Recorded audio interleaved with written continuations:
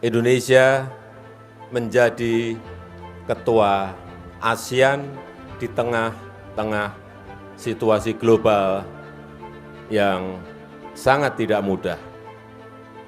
Krisis ekonomi, krisis energi, krisis pangan, perang, semuanya sedang terjadi. Tetapi saya meyakini bahwa ASEAN masih penting dan relevan bagi rakyat, bagi kawasan, dan bagi dunia.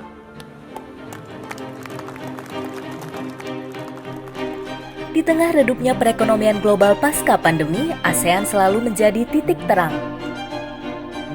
Menduduki peringkat ekonomi terbesar ketiga di Asia dan kelima terbesar di dunia setelah Amerika Serikat, Tiongkok, Jepang, dan Jerman, pertumbuhan ekonomi ASEAN selalu di atas pertumbuhan ekonomi dunia dari tahun ke tahun.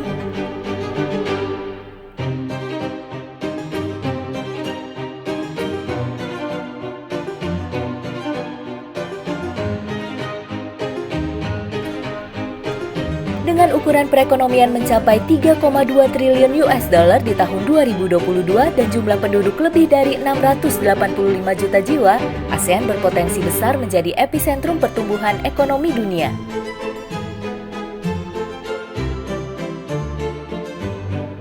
Sebagai Ketua ASEAN 2023, Indonesia diharapkan dapat kembali membawa terobosan bagi kawasan meski di tengah kondisi global yang tidak pasti. Di bawah kepemimpinan Indonesia di ASEAN tahun 2003 misalnya, ASEAN menyepakati pembentukan masyarakat ASEAN. Lalu di 2011, Indonesia menggagas Regional Partnership yang pada 2020 terwujud dalam Regional Comprehensive Economic Partnership atau RCEP, sebuah perjanjian perdagangan bebas yang melibatkan 10 negara anggota ASEAN dan 5 negara mitra. Itu semua datang ketika chairmanship Indonesia. Oleh karena itu tentunya banyak sekali yang mengharapkan bahwa akan ada breakthrough, akan ada berbagai hal yang dibawa oleh Indonesia. Termasuk salah satunya adalah dengan penyelesaian isu yang terjadi di Myanmar. ASEAN itu poin utamanya mereka adalah stabilitas di kawasan ini. Stabilitas di kawasan yang sudah dibentuk selama 55 tahun ini akan menjadi berbahaya kalau ada instabilitas di dalam salah satunya. Secara ekstrimnya mungkin kita bisa bilang bahwa kita nggak mau punya Somalia di kawasan Asia Tenggara. Karena ini sangat riskan sekali. Itu akan menjadi tempat untuk organized crime misalnya, international crime, bisa menjadi juga pusat terorisme di sana. Kita nggak mau tentunya punya Ukraina di Asia Tenggara, ya, di mana negara tersebut menjadi proksi ataupun menjadi tempat di mana negara-negara besar, major power itu berlomba-lomba. Karena kan tentunya dengan adanya negara gagal itu akan lebih banyak yang masuk ke sana, ya, dari mungkin pihak Amerika ataupun juga dari pihak Tiongkok ataupun juga dari pihak yang lain-lainnya, kemudian menjadikan tempat ini sebagai proxy power mereka. Ini yang ASEAN harus cegah itu. Dan Indonesia di dalam kepemimpinannya mempunyai potensi yang cukup tinggi sekali untuk itu, dan harusnya kita juga bisa memberikan berbagai breakthrough tadi. Peran keketuaan Indonesia dalam ASEAN 2023 juga mendukung terciptanya masyarakat ekonomi ASEAN 2025 yang saling terkoneksi, inklusif, dan sejahtera.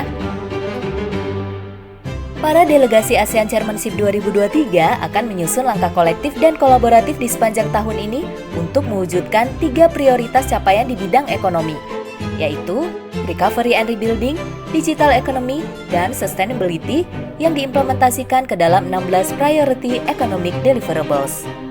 Memang ada 16 priority deliverables yang Indonesia akan angkat, akan coba bawa, dan dari 16 ini kelihatannya mencakup berbagai aspek-aspek yang penting tadi, yang pada gilirannya harus mendukung juga kerjasama yang lebih kuat, kolaborasi yang lebih kuat.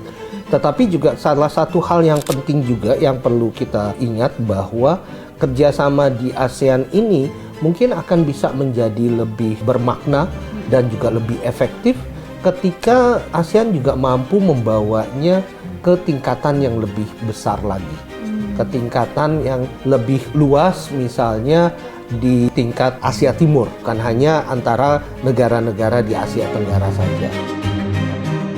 Bersama kita dukung keketuaan Indonesia di ASEAN 2023. ASEAN Matters, Epicentrum of Growth.